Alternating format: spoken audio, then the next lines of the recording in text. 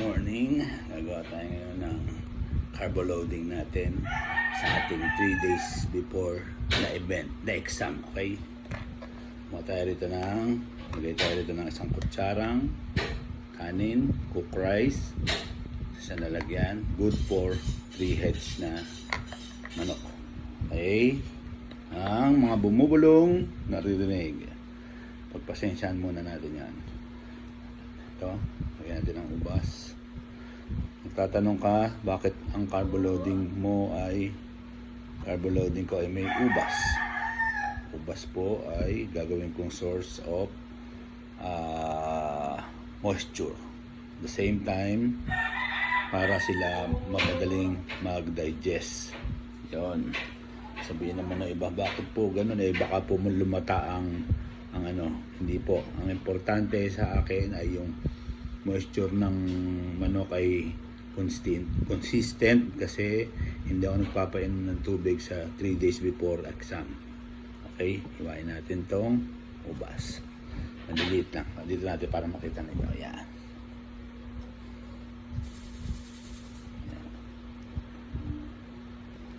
Yan, dyan yung makikita.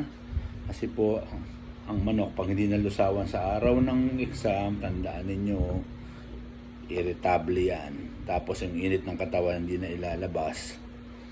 Hindi katulad ng wala siyang empty gut siya, pero hindi gutom. Kasi po, nagiging asukal itong ubas. Yon ang natin doon. Ang pinakapunto natin. Okay? Dalawang malaki, pwede na. Para sa 3 manok. Ito, 3 to. Ito, kung isang malit kakainin ko.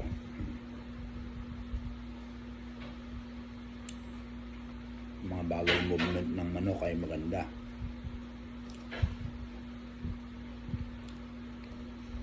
Tandaan nyo, ang manok na maganda ang digestive system, tandaan nyo maganda gumalaw. Pansinin nyo yung video ni Idol PA, po-pointing siya, may binabato siya. Hindi ko masyadong makita ko ni binabato niya, pero tingin ko parang pasas ata po yun. Para madumi yung manok. Pinadudumi niya yung manok niya. Kasi palagay ko yun din ang nasa isip niya. Kailangan maganda ang bowel movement ng manok. Nakita niyo naman gumalaw ang manok ni Boss Idol. 1997 pa lang idol pa na yun. 1995 actually. 1997 na mapanood ko siya, inahabol namin sa World Slasher ng kaibigan ko. Naglaban sila ni Carol Nesmith. Champion si Carol 1996, World Slasher. 1997, nagharap sila. Pero pinakain ng lotras ni Patrick si Carol. Hindi kami namusta. Nanood na kami ng mga kaibigan ko dahil parehas magaling angatan na ganyan. Nakakuha kay Patrick. Sa makatwid panalo yung kay Carol. Pero maganda record ni Patrick. Hindi ko malaman kung runner-up siya o ano. Hindi siya nag-champion pero malaki ang binulsa na. Saging ang susunod. Saba. Sa araw ng exam, pinaka-the best po. Hindi yung ganito, yung overripe na saging ang papakain niya sa day ng araw ng exam. Ganito lang. Kasi may kanin tayo.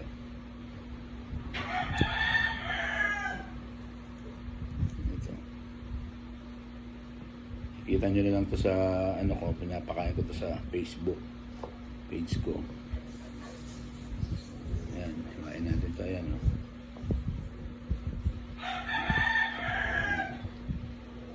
Ito na maliliit dahil ayan. Ano ba na ibibigay ng saging? Di ba meron tong potassium, rich in fiber din po, ganun din the same time. Habang di ako nagpapainom ng tubig, ang ibang manok kasi nung araw ng bata ko doon nagpapainom ng tubig, napapansin ko lumiimpis. Sabi ko, ba't kaya sila lumiimpis? Dito ko natutunan yung saging. Hindi sila lumiliit ang katawan kahit na hindi sila uminom ng tubig kasi gawa nga ng saging tsaka nitong itlog ang pinaka source ng moisture nila sa katawan. Talaga ako nagpapainom ng tubig kasi unang-una napansin ko sila na mas maganda ang galaw pagka ganun. Tsaka manok, pag hindi naman tama lang moisture, bumubuka yung manok yung katawan nila sa pag-akyat sa garadas. Tabi natin to. Nalagay natin to, si ubas dito. Ayan.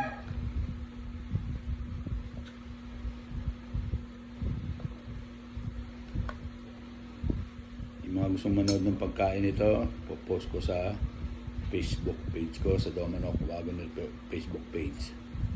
Paano sila kumain, ha?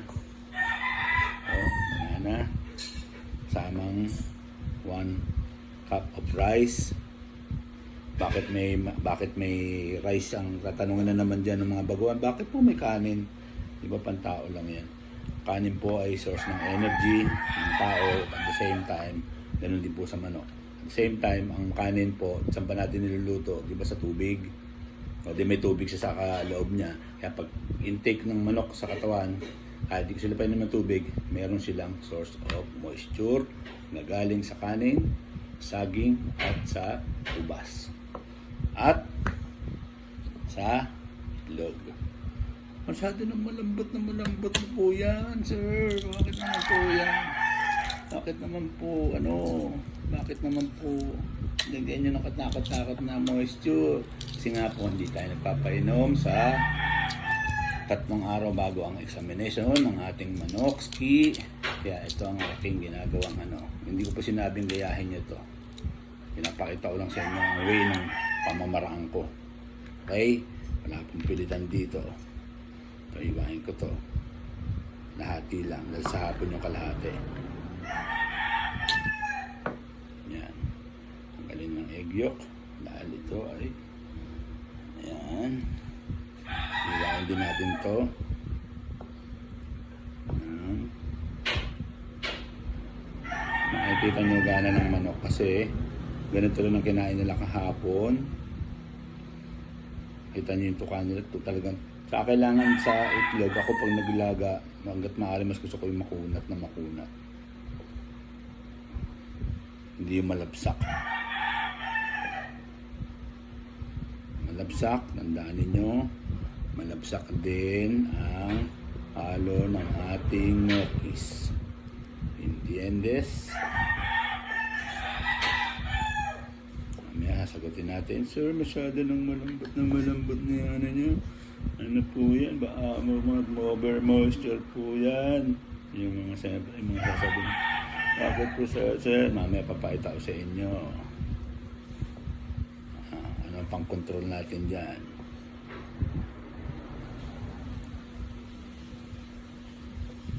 Sabihin ng iba, mas makikita mo na naman to sa mga YouTuber, makalipas ng 3 araw, gagayahin din. Nagaganan din ako. Yun, napapanood ko. Pero okay lang, at least natututo sila sa atin. Simpleng nanonood din yung mga kapwa natin na vlogger. Okay lang naman yan. At least natuto sila. Kain. Manipisin kasi hindi maganda masyadong makapal. Minsan nalalaglag. Pag nalaglag, ayaw ng tukain. Ang hiwa lang. Yung iba, mga trabahong tamad, dinudurog ng kamay nila yan. Yung mga nagmamadali. Hindi po tama yung ganun. Okay, bahala sila. Yun ang way nila. At hindi na lang natin, huwag na natin batikusin. Importante, ginagampanan nilang maigi ang kanilang trabaho. Idoki, yan. Yan ang kanin, dudurugin natin.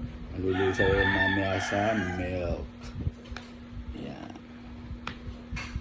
Yan, may kanin, may at nalagyan natin ng siyempre, ang source of energy, yung golden popcorn. Ito po ay hinugasan ko gabi, tapos inano ko, sinala ko para matanggal ang mugbog o alikabok nila. Yan. Nalagay tayo rito ng spoon. 1, 2, 3. Puti na nalaglag, sayang. Ito lang. Yan.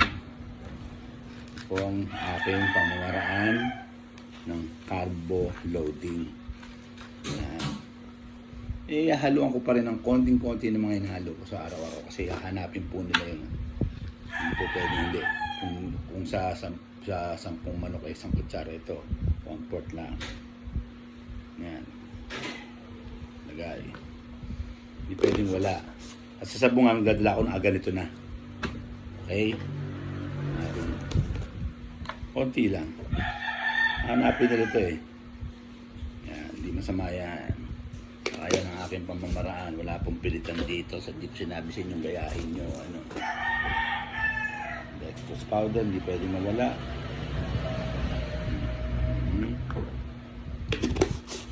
Siyempre, ang hindi pwedeng mawala sa lahat, ang ating fresh milk. Yan po ang ating gamit. Hindi po lahat ng gatas ay pwede sa manok. Yun ang tatandaan ninyo. Dahil may gatas po na hindi nalulusawan ng manok. Tandaan niyo yun. Yan ang natutunan natin sa aking maestro na si the late Dr. Teddy Tanchanco. Durugin natin. Haluin. Haluin. Yan. Sabihin, sir, bakit ganyan? Hindi mo malata na po yan. Kasi po, ganyan, ganito. Yan po, bakit po ganun? Yan. Ang pang-control natin doon para hindi siya malata masyado. Para ano siya, firm. Ito tayo maghahalo na 1 kutsarang high protein dog food. Yan, sa 3, siguro kalahating kutsara. Pero mamaya ko na sila ilalagay, pagka ilalagay ko na sila sa halika na ng mga pagkain, okay? Ito po tandaan nyo, magtatanong yan, sir, masyado na pong malambot ang lima ng manok. Ito po ang pang-control. Okay? Yan po, pinahagi natin sa inyo ang aking carb loading sa 3-day bago ang eksaminasyon. Okay. Kabango. Ayan po. Thank you.